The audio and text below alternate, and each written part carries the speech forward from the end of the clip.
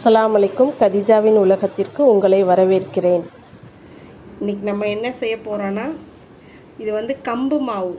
கம்பு இருக்குது பார்த்திங்களா, கம்பில் கம்பு அதுக்கப்புறம் உளுந்து வெந்தயம் போட்டு மிக்சியில் அரைச்சி அதில் தான் நான் தோசை சுட்டு சாப்பிட்டுட்ருக்கேன் டயட்னால்.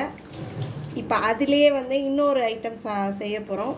அதாவது குழிப்பணியாரம். அது குழிப்பணியாரம், கம்பு குழிப்பணியாரம் செய்ய போகிறோம். அதுக்கு நான் சட்டி காய வச்சிட்டேன்.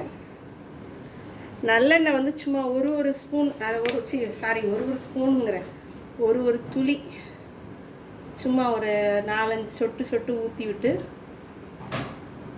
இதை பணியாரம் சுட்டுக்க போகிறோம். நல்லெண்ணெய் டாக்டர் சாப்பிட்லான் இருக்காங்க, அதனால் அதை ஊற்றி சுட்டுக்க போகிறோம். இப்போ சட்டி நல்லா காஞ்சிரட்டும். லைட்டையும் போடுவோம். இந்த லைட்டும் போட்டாச்சு. இப்போ நல்லா பளிச்சுன்னு தெரியுதா? ஓகே, இப்போ என்ன பண்ணிடலாம், பணியாரத்துக்கு மாவை ஊற்றிடுவோம். இது நைட்டு டின்னருக்கு தான் பண்ணுறேன். டெய்லி தோசையே தானே சுட்டு சாப்பிட்டுட்ருக்கேன், மூடி வச்சு தோசை சுட்டு சாப்பிட்டுட்ருக்கேன்னா, சரி இன்றைக்கி ஒரு நாளைக்கு என்ன பண்ணிடலாம், டிஃப்ரெண்ட்டாக பண்ணுவோம் அப்படின்னு சொல்லிட்டு தான் குழிப்பணியார சட்டியில் ஊற்றுறேன்.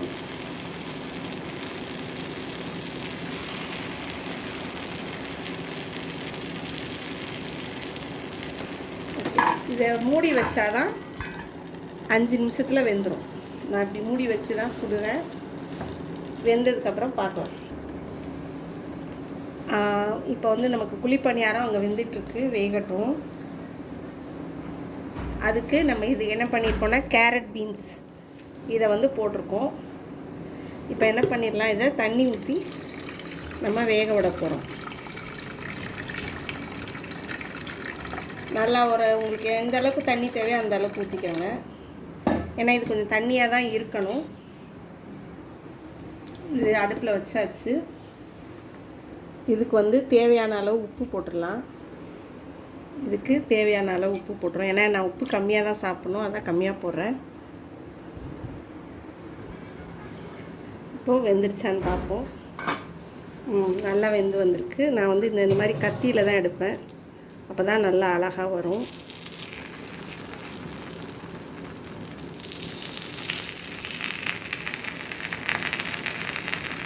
நான் சிம்மில் தான் போட்டிருக்கேன். நல்லா ஏன்னா இது நல்லா வெயிட்டானது, கனமானது, அதனால் சிம்மில் வச்சுருக்கேன். ஒரு 2-3 செகண்ட் மட்டும் இருக்கட்டும், வெந்துடும். ஏற்கனவே நல்லா வெந்துருச்சு. இப்போ வேகட்டும். பக்கத்து அடுப்பில் நம்ம இது வச்சுருக்கோம் பார்த்தீங்களா,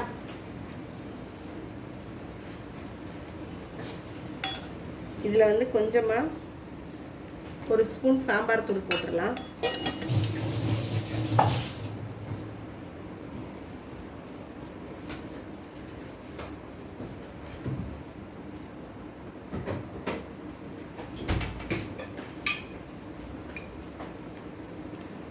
ஒரு ஸ்பூன் மிளகா சட்னி. இந்த மிளகா சட்னி நான் பொதுவாக காரத்துக்கு பதிலாக எல்லாத்துலேயும் போடுவேன்.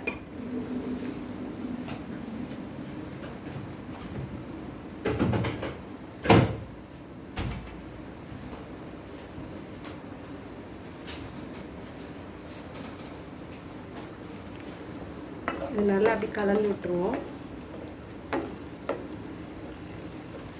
இன்னும் கொஞ்சம் கூட தண்ணி ஊற்றிக்கலாம்.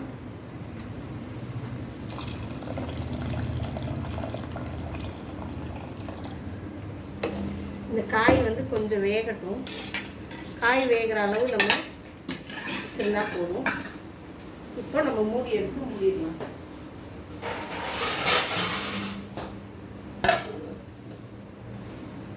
இப்போ இங்கே போதும், இந்த பணியாரம் வெந்திருக்கும். நம்ம இதை எடுத்துடலாம்.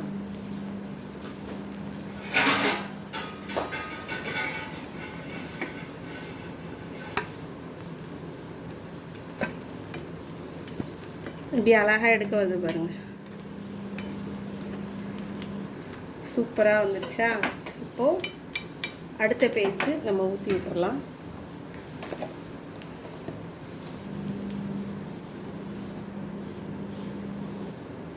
ரொம்பலாம் வேணாம் எண்ணெய், சும்மா நீங்கள் மொத்தமே வந்து 1 ஸ்பூன் தான் வரும். அதாவது இப்போ இந்த 7 குழி ஊற்றுறோமா, 7 குழிக்குமே நம்ம 1 ஸ்பூன் அளவு தான் வரும். கம்பு பணியாரம், கம்பு குழிப்பணியாரம். இந்த மாவு எப்படி அரைக்கிறதுன்னு நான் இன்ஷால்லா நான் வீடியோ போடுறேன், தனியாக ஒரு வீடியோ.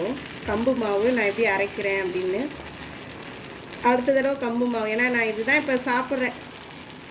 அதாவது காலையிலையும் இரவும் என்னோடய உணவுக்கு வந்து நான் இந்த மாவு தான் இப்போ சாப்பிட்டுட்ருக்கேன். ஏன்னா சுகரு வந்து நல்லா குறையணும் அப்படின்றதுக்காக. அல்ஹம்துலில்லாஹ் இது சாப்பிட்டதோட எனக்கு சுகர் வந்து நல்லா குறைஞ்சிருக்கு. அதனால தான் இப்போ இதுவே தொடர்ந்து சாப்பிட்லான்னு ஒரு முடிவு பண்ணிட்டேன். அடுத்த இது ரெடியாக இப்போ வந்து நல்லா கொதி வந்துட்டு பாருங்கள், நல்லா கொதிக்குது. இப்போ வந்து என்ன பண்ணிடலாம், இது வந்து மல்லியும் புதினாவும் சேர்த்து அரைச்சி ஃப்ரீஜரில் வந்து ஃப்ரீஸ் பண்ணி வச்சுருக்கேன். போயிட்டு வரல உடையமாக. மல்லியும் புதினாவும் சேர்த்து ஃப்ரீஸ் பண்ணி வச்சுருக்கேன். இந்த ஐஸ் கூப்பை வந்து இதுக்குள்ளே ஒன்று போட்டுருவோம். ஏன்னா மல்லி புதினா வந்து நம்ம சேர்க்குறது ப்ரெஷர் சுகருக்கு ரொம்ப ரொம்ப நல்லது. அதனால் நான் அதை அரைச்சி, ஏன்னா நிறைய தேவைப்படுது, அப்பப்போ வீணாக போயிடுது, அதனால் மொத்தமாக வாங்கி அரைச்சி ஃப்ரீஸ் பண்ணி வச்சுருக்கேன். இதில் போட்டு அதை தான் ஒரு ஸ்கியூ போட்டேன் அதில். இப்போ அந்த காய் நல்லா வேகட்டும். இப்போ அந்த காய் வந்து நல்லா வெந்துருச்சு. நான் இப்போ என்ன பண்ண போகிறேன்னா, இதுக்கு வந்து நம்ம சுகர் ப்ரெஷருக்கு வந்து நம்ம சுகருக்கு வந்து காய்கறி அதுக்கப்புறம் இந்த பருப்பு இதெல்லாம் கொஞ்சம் அதிகமாக சேர்த்துக்கிறது உடம்புக்கு நல்லது அப்படின்னாங்க. நான் வந்து பாசி பருப்பு, காரம் இல்லாமல் கொஞ்சம் பாசி பருப்பு வச்சுருக்கேன். அதை வந்து இதில் கொஞ்சம் ஊற்றிக்க போகிறேன்.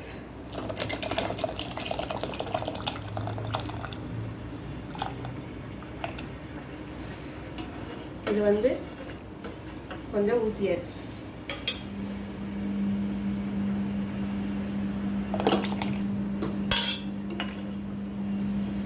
இது வந்து பருப்பு வந்து நம்ம நிறையா சேர்த்துக்கிறது உடம்புக்கு ரொம்ப நல்லது. இது வந்து காரம் இல்லாத பருப்பு.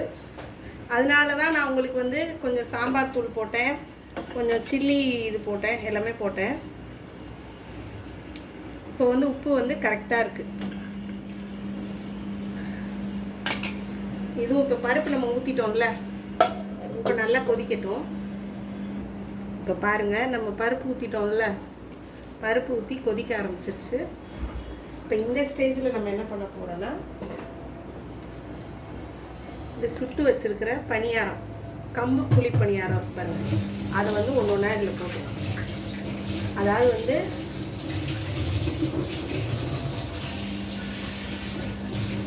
இது வந்து உப்பு இருக்காது, சாம்பார் வடை மாதிரி சாம்பார் குழிப்பணியாரம் எப்படி ரெடி ஆயிடுச்சு பார்த்தீங்களா? இப்போ இதில் வந்து நல்லா கொதிக்கட்டும். கொதி வருது பாருங்கள், நல்லா மடமடன்னு கொதிக்கட்டும். இதில் நல்லா ஊறி சாப்பிட்றதுக்கு ரொம்ப வித்தியாசமாக இருக்கும். எனக்கு ஒரு ஐடியா வந்து, எல்லோரும் சாம்பார் வடை செய்கிறாங்க, நம்ம சாம்பார் குழிப்பணியாரம் செஞ்சால் எப்படி அப்படின்னு தான் நான் இந்த மாதிரி ஒரு இது பண்ணியிருக்கேன். இந்த வீடியோவை இன்ஷால்லா கண்டிப்பாக நாளைக்கே நம்ம வந்து அப்லோட் பண்ணி போட்டு விட்டுறேன். ஏன்னா வந்து இது ரொம்ப ரொம்ப யூஸ்ஃபுல்லாக இருக்கும், எல்லாருக்குமே இது நல்லா யூஸ்ஃபுல்லாக இருக்கும். அதாவது சுகர் ப்ரெஷர் உள்ளவங்க வித்தியாசமாக ஏதாவது சாப்பிடணும், ஒரே மாடலாக சாப்பிட்டுட்டு டயட்லேயே இருக்கிறது, இது டயட்டுக்கும் நல்லது. அதனால தான் நான் இந்த மாதிரி செஞ்சிட்ருக்கேன்.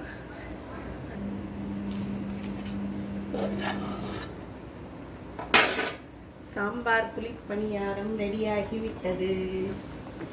ரொம்ப ரொம்ப சூப்பராக செம்மையாக ரெடி ஆயிடுச்சு. இதை அப்படியே எடுத்து சாப்பிட ரொம்ப ரொம்ப சூப்பராக இருக்கும். நீங்களும் ஒரு நாள் இந்த மாதிரி செஞ்சு சாப்பிட்டு பாருங்கள்.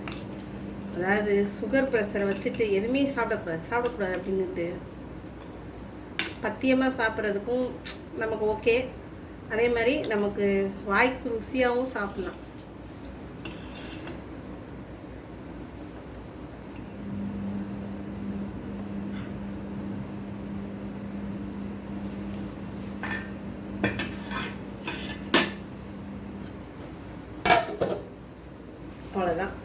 சாம்பார் குழி பணியாரம் ரெடி.